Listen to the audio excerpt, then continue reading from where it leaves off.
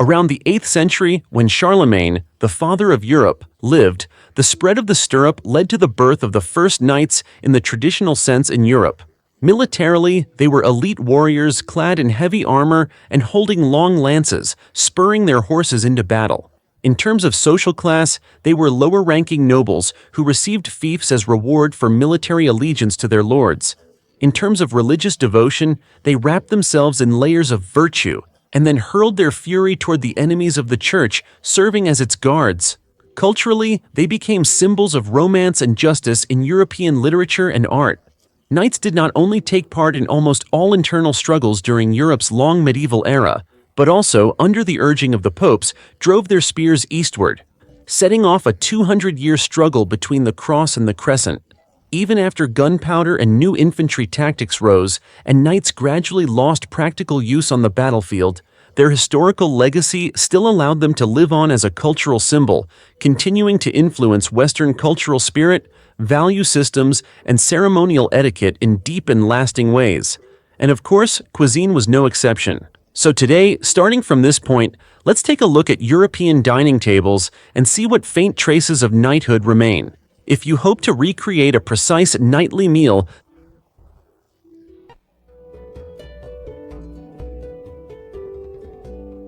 simply by browsing medieval cookbooks describing foods of that era, that would be extremely difficult. Because in that age when Western culinary arts were still primitive, the recipe books supposedly written by professional chefs were actually more like biographies or memoirs. The authors used lengthy pages to brag about their masterpieces, but when it came to actual ingredient ratios and steps, they would casually gloss over everything. Still, through these empty, rambling writings, we at least learned one thing. All kinds of roasted meat seem to be the eternal theme of knightly dining tables. Among them, whole pigs and whole sheep were the most common sights at large medieval feasts, and above them in prestige was the stag. In reality, stags were large, fast, and difficult to hunt, so they became the best targets in hunting games that simulated battle skills. In spiritual terms, stags lived in royal forests belonging to kings and lords, so hunting one carried a deeply symbolic meaning. You could even say that hunting stags represented the knight's right and honor. A noble and mysterious creature, it was often regarded by Western religion as a symbol of purity and divine revelation. Even in Arthurian legends and other romantic knightly tales, the hunt for a stag was often the beginning of an adventure.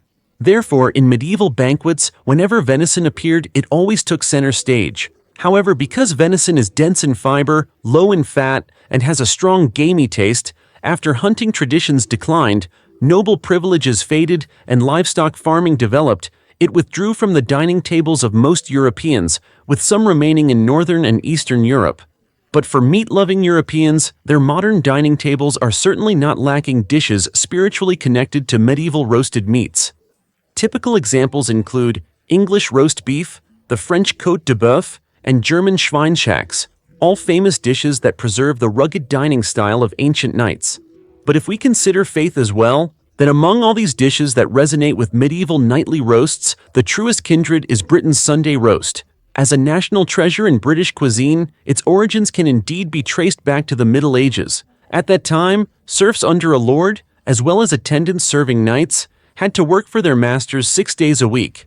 Thus, after Sunday morning worship, relatively benevolent lords would gather everyone to sing, dance, and compete, while large slabs of meat roasting by the fire served as rewards for the skillful.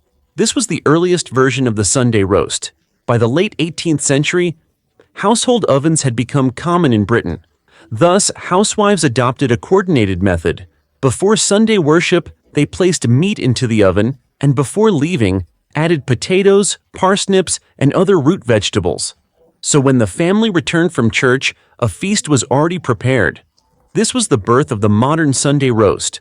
Later, with the Industrial Revolution and rising urbanization, busy factory workers invented a strange custom, sending their meat to taverns on Sundays to be roasted on their behalf. Thus, from towns to villages, Sunday roast became a weekly dish throughout Britain, to the extent that Americans later mocked it, saying that Sunday roast is the true British religion.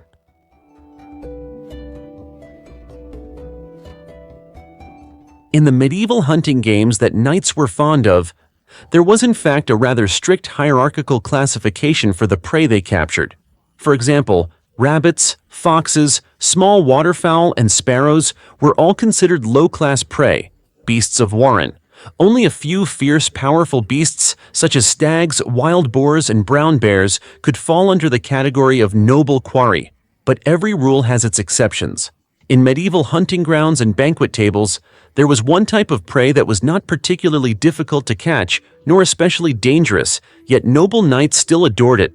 That was the peacock, swan, and other large, splendid birds, especially the peacock. These creatures often appeared during knightly coronations, investitures, or oath ceremonies. People not only ate their meat, but also valued their appearance. Thus, after roasting a peacock, they would reattach its feathers before serving it, as a way to display knightly honor. At the beginning of the 14th century, between 1312 and 1313, there was even a widely popular narrative poem in Europe called The Vows of the Peacock, Vœux du Paon, by Jacques de Longuyon. And at the climax of the poem, a group of knights attending a banquet took turns swearing oaths toward a beautifully adorned roast peacock.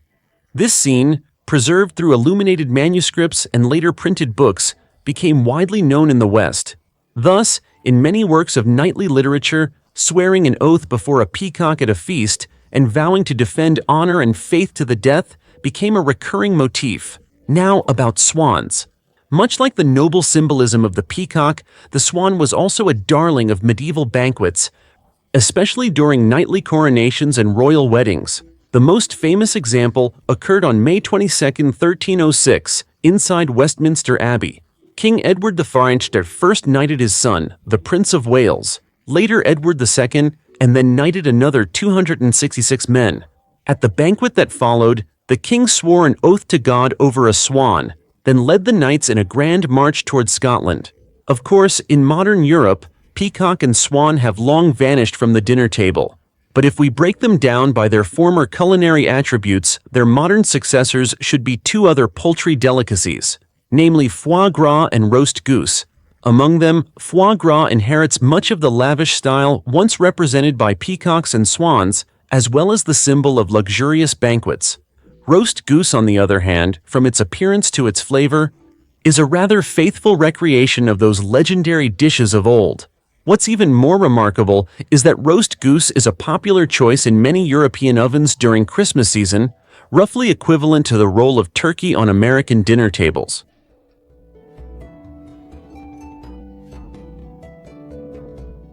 For the diet of knights, the grand banquet meals certainly didn't represent daily life. In fact, more often in daily routine or during campaigns, the protein in their bowls wasn't fresh meat at all.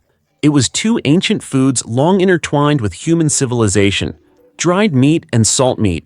At first glance, the two seem like nothing more than ordinary preserved foods from a medieval age without refrigeration. But in fact, their skill trees diverged quite a bit. Dried meat relied mainly on smoking and air drying and was usually prepared in autumn and winter. In that dark era where possessing a simple salt cellar could signify noble status, dried meat was the go-to travel ration for knights, soldiers, and merchants. Salt meat, on the other hand, became common much later, around the late Middle Ages, circa 13th century. With the development of national salt industries and increased international trade, salt meat finally entered large-scale production. In later years, these two foods mutually influenced, borrowed from each other, and evolved, ultimately giving rise to the indispensable bacon culture on modern European tables. There was also another kind of food that found a gentle middle ground between extravagant roast meats and simple salted meats, the medieval fast food, pie.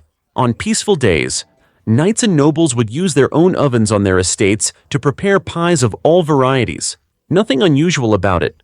But while traveling or on campaign, pies, being portable and storable, became something knights often bought between supply stations in different towns. However, at that time, yeast, butter, and shortening had not yet become part of pie crusts. However, since yeast, butter, shortening, and the like had nothing to do with pie crusts at the time, those outer shells made only of water and flour served merely to keep moisture in during baking, a cooking step forced into existence. And because their texture was rock hard, Combined with the generally poor dental conditions of the era, unless absolutely necessary, knights usually threw the crust away, roughly equivalent to how we treat the cardboard box of a hamburger today. And since we've already talked so much about meat, we must also mention the sauces that accompanied it. In the distant Middle Ages, their recipes were often very bizarre, but the general method was to mash parsley, sage, and other herbs, add raw or cooked egg yolks, raw for color, cooked for thickening, and finally mix with fruit vinegar. Those who had the means could even add mysterious spices from the Far East. After that, with the 3 fingers of the right hand, one would elegantly coat the meat with sauce and then send it into the mouth.